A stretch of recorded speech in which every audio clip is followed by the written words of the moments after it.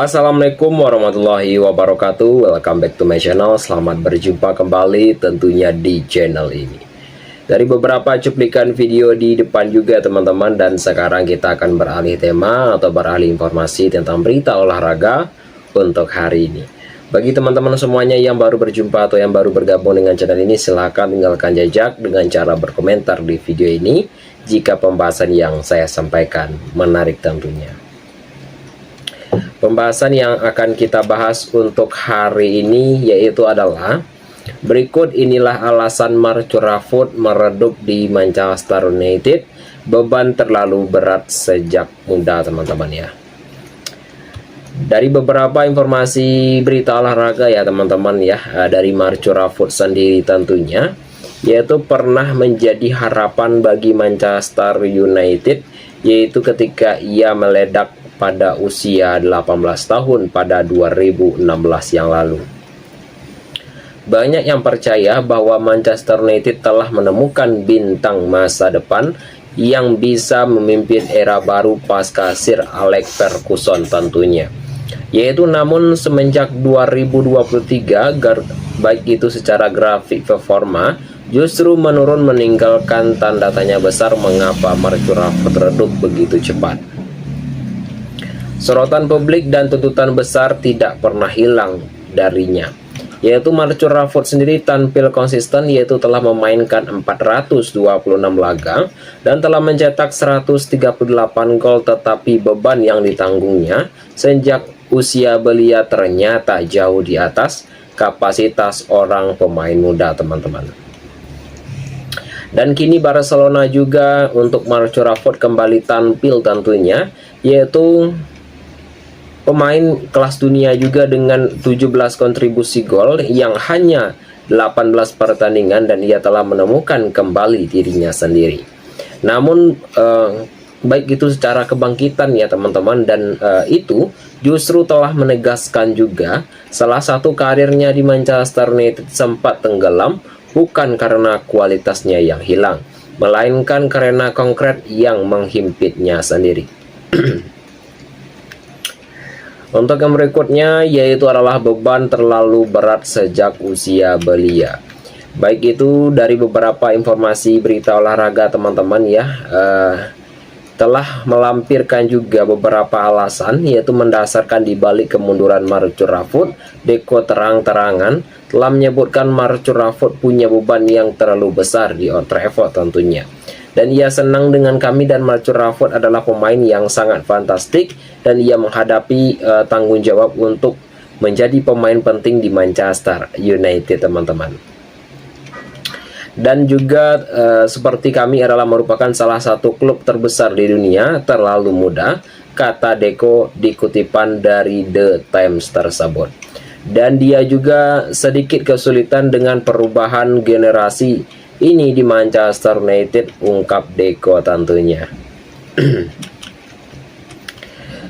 Untuk pertandingan yang berikutnya, Manchester United akan bertemu West Ham pada tanggal 5 Desember 2025 jam 3 malam waktu Indonesia Barat, terutama di Indonesia teman-teman.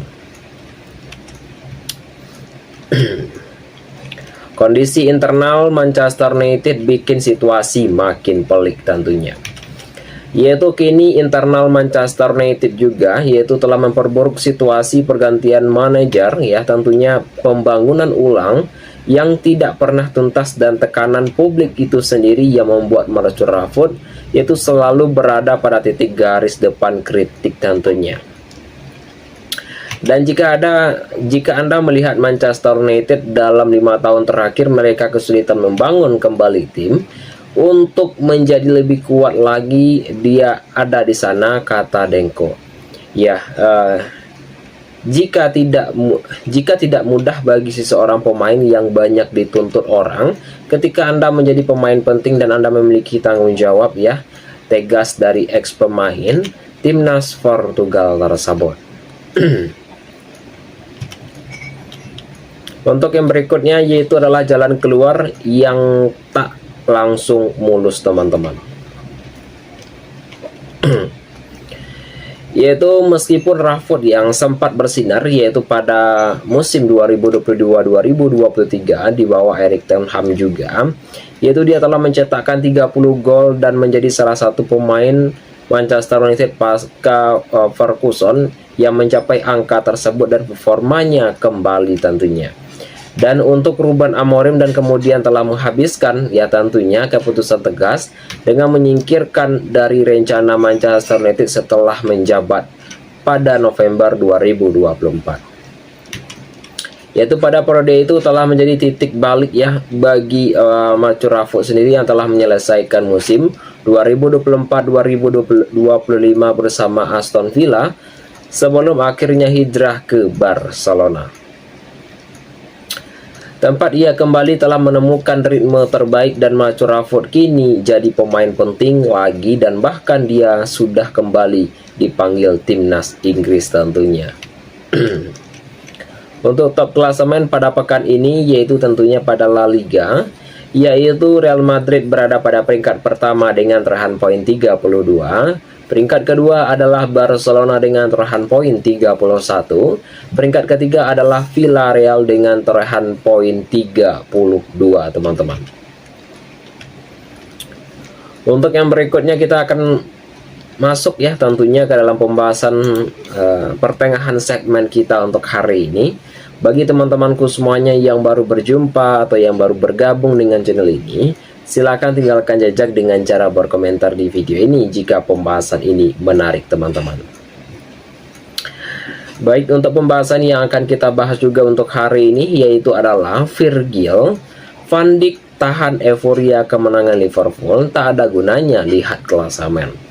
Ya, pembahasan yang sangat menarik juga yang akan kita bahas ya teman-teman. Jangan lupa tinggalkan jejak dengan cara berkomentar di video ini.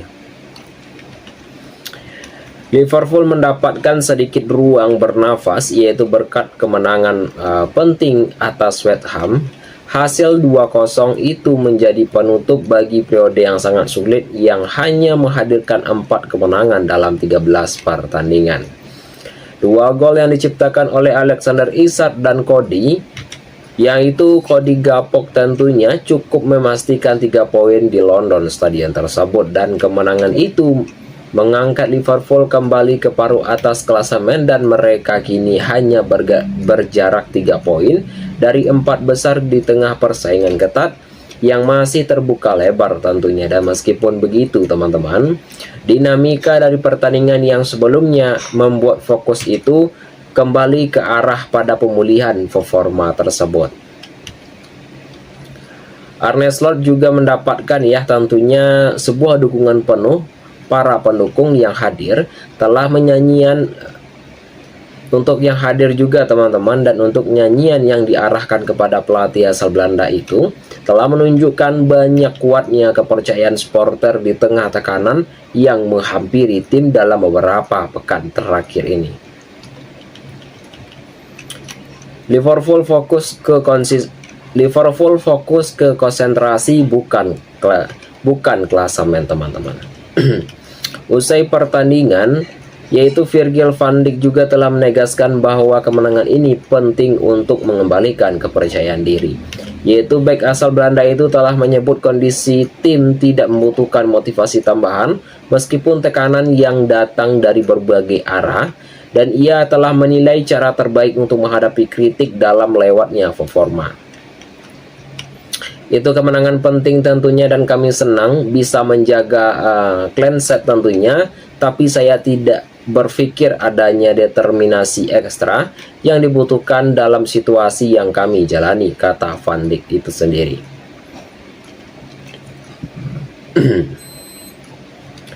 Untuk Van Dijk sendiri telah menambahkan bahwa kritik yang merupakan bagian dari pekerjaan. Menurutnya para pemain hanya bisa mengandalkan apa yang menjadi di lapangan dan tidak perlu terpengaruh oleh komentator dari luar, dan ia juga menekankan punyanya fokus yang perlunya fokus pada tugas utama yaitu tampil baik dalam setiap laga tentunya.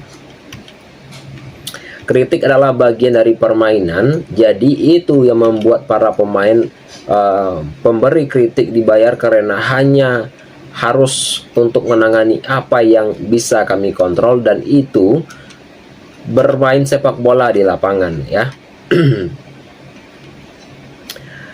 Kenapa kami menang? Tentunya ya, kami menang itu saja. Sekarang kami fokus pada Rabu ke depan tentunya, yaitu menjamu Sunderland, yaitu sebuah laga yang akan sangat berat dan sangat sulit juga, dan kami akan siap untuk imbuhnya teman-teman. Untuk Van Dijk sendiri tak ada gunanya lihat klasemen ya.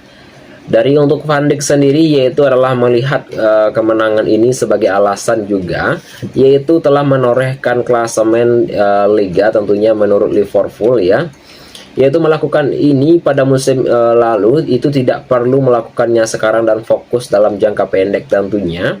Itu tetap menjadi pedoman utama tim dalam periode padat pertandingan tentunya, dan tidak ada gunanya bagi kami melihat klasemen dan kami tidak melakukannya untuk tahun lalu, dan kami juga tidak seharusnya melakukannya sekarang. Lanjut dari Van Dijk itu sendiri. Satu-satunya hal yang harus kami lihat adalah mencoba menemukan konsentrasi dalam cara kami bermain dan bertahan dan menyerang juga. Itu adalah kemenangan yang sangat bagus, dan sekarang kami melangkah untuk dukungan yang ditunjukkan supporter membuat atmosfer tim kembali positif, dan sorakan untuk Arne Slot sepanjang laga menjadi peringatan bahwa masih ada keyakinan besar terhadap proyek yang sedang dibangun di Aviat tentunya. Untuk yang berikutnya teman-teman ya, kita akan masuk ke dalam segmen akhir video kita untuk hari ini. Bagi teman-temanku semuanya, jika pembahasan yang saya sampaikan itu menarik, silahkan tinggalkan jejak dengan cara berkomentar di video ini, dan apapun yang saya sampaikan juga itu adalah merupakan sebuah hiburan semata saja teman-teman.